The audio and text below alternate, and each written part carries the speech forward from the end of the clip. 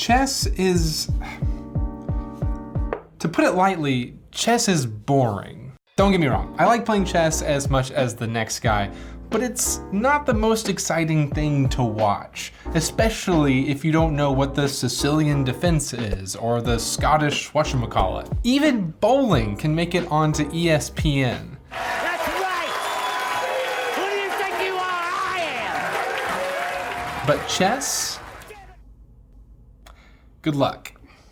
But if chess is so boring, how can a show about it be so damn popular? I mean, I understand that The Queen's Gambit isn't just about chess, but the ending of every episode essentially breaks down to this.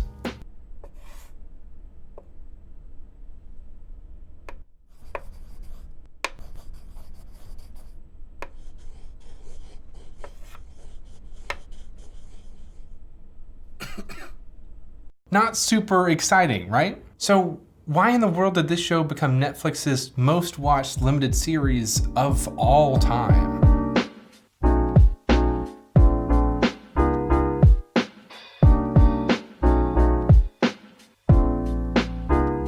Chess has established openings and responses to those openings, so the first couple of turns tend to be pretty mechanical. You move here, so I move here. It's the same steps every time, and there is a straight line to follow. But there comes a time when the script goes out the window. Someone makes a move that doesn't fit into the dance and creates the first real obstacle of the game. And obstacles are what makes things interesting. If everything went great all the time, everything would be boring. If chess players followed a script the entire game, you would know the result within the first few turns. If nothing bad ever happens in a story, then you don't really have a story. It's a common piece of advice that when experiencing writer's block, you should make things harder for your characters. Put an obstacle in their way so they have a clear goal to overcome. It's a great piece of advice for getting unstuck, but there's more to it than just dropping a random obstacle in their way. A compelling obstacle is something that creates compelling conflicts for the main characters, and the way The Queen's Gambit crafts its obstacles is the key to what makes it so engaging. At its heart, Queen's Gambit is a sports story like any other. You have an underdog and a sport they want to conquer. But sports movies are rarely just about sports. The Blind Side isn't about playing football, it's about finding family. Rocky isn't about the fight, it's about Rocky's relationship with Adrian. In Queen's Gambit, Beth Harmon's problem is threefold. First, The Queen's Gambit starts with its sports story. Beth Harmon is our underdog, reaching for greatness. The first episode makes you feel incredibly sorry for this little girl who has gone through some of the worst stuff imaginable, and then introduces her to chess, her sport of choice. We know that story though. We've seen it. It's been done. It's just a chess opener. Enter the second part of Beth Harmon's story, her struggle with substance abuse. Beyond being a regular sports story, The Queen's Gambit takes its first out-of-script move, its first real obstacle. And finally, for a slew of different reasons, she can't maintain meaningful relationships. She's habitually lonely and looking for a friend. Sometimes stories are accused of being too plot-driven or video game-like. Do this, go here, get this, go back. The kind of stuff that's linear and has clear waypoints, like chess openings. One way to fix a story like this is to break it up with a B-plot. Cut to something else to give the illusion that the A-plot is less linear. It keeps things exciting and at the very least makes it feel less predictable. Queen's Gambit doesn't have a B-plot. It's just Beth the whole way. We never cut to another character who has their own plot. But the three conflicts in Beth's life make each other more complex. Imagine each on its own. A girl struggles to become a very successful chess player and otherwise has a pretty normal life. That might work if your audience is chess players, but otherwise you aren't going to reach a broad audience like this one did. Next, a story about a girl who gets addicted to drugs, but eventually overcomes or succumbs to them. Again, this can be interesting for some people, but also this is a story we've seen before. There's not really anything that makes it special enough to be as big of a hit as The Queen's Gambit. And finally, a girl who struggles to make lasting relationships with people. This is probably the most interesting on the surface because it's the most relatable to the common person. We've all felt lonely, so we can understand how a person can struggle from being lonely. But being lonely on its own doesn't make an exciting story.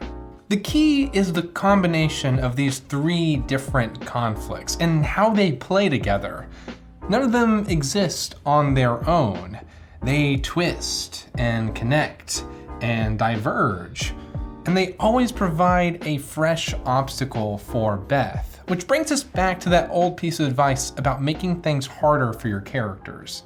Just plopping in an obstacle that creates a diversion the main character has to get around can lead you to that old school video game style writing I talked about. We're trying to get to the castle, but oh no, there's an ogre in the road that we have to defeat. All right, we're heading to the castle again. Need another obstacle. We had to find the witch's cup in order for her to teleport us across this giant river. All right, we have the cup. And then at the end we arrive to find the princess is in another castle. It's like how in chess, once you make it past those scripted openings that we talked about earlier, every piece becomes a new obstacle. It's a new jumping off point, but the moves make sense. There's a clear logic of how this piece got from here to here. Goombas don't just appear randomly on the board. There are rules, but there are so many threats on the board that you never know where the next one is coming from. But you know they're out there. You don't know what the next thing in Beth Harmon's way will be, but when she goes on a bender, you understand why. You knew that knight was resting on the other side of the board, but you didn't expect the path it took. When someone leaves Beth's life, it's surprising, but it doesn't come out of nowhere.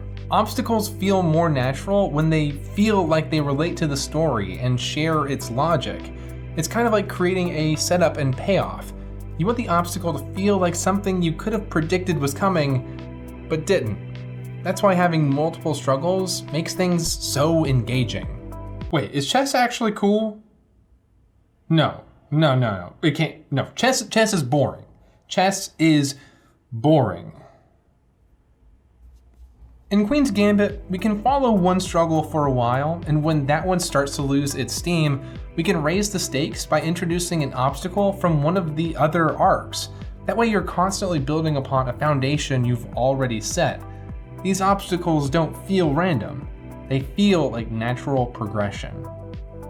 One of the most important things a story can be is engaging.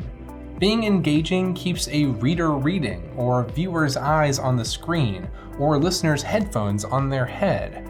Having compelling obstacles keeps the audience invested. If something bad happens to Beth, we want to see if she makes it out of it. But then another problem shows up, and I can watch one more episode, it's not that late. Chess sets are pretty cheap on Amazon. Oh, what the heck, there's a Lord of the Rings chess set? No. Chess isn't cool. Where was I? Oh yeah, Queen's Gambit. Keeping the audience engrossed is what leads them to finish the story and then tell their friends about it and tweet about it, which is how something like the Queen's Gambit becomes so popular. Is the Queen's Gambit perfect? No, not really, but it engages the audience and sticks the landing.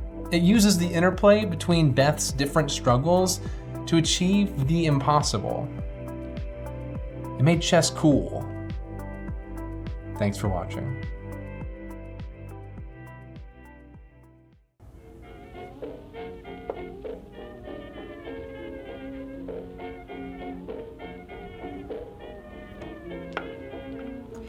Like and subscribe for more wonderful content like this. And check out Campfire Blaze down in the description.